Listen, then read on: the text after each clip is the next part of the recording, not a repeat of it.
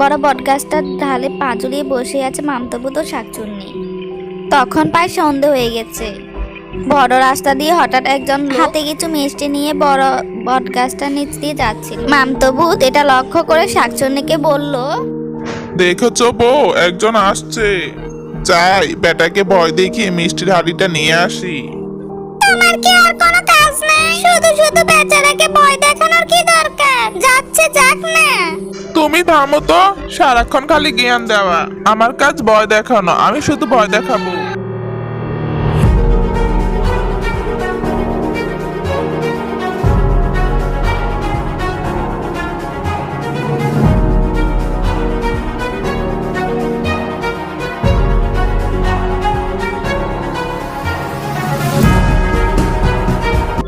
বুঝলে বউ, মানুষকে ভয় দেখানোর মধ্যে আলাদা একটা মজা আছে।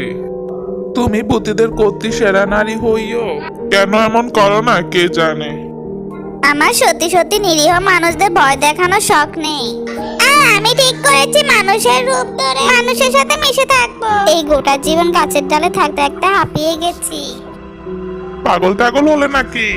কি যা তা বলছো এসব? পাগল তো তোমরা, শুধু শুধু মানুষগুলোকে ভয় দেখাচ্ছ আর নিজেদের পছন্দের খাবারগুলো কেড়ে নিয়ে আসো। আমি চললাম তোমার সংসার ছেড়ে মানুষদের সাথে থাকতে। বলে দিচ্ছি তোমাকে বউ, তুমি 7 দিনের বেশি একদিনও থাকতে পারবে না। কথা মিলিয়ে নিও। শাকচুন্নি গাছ থেকে নেমে একজন ঋষি মায়ের বেশ ধরলো।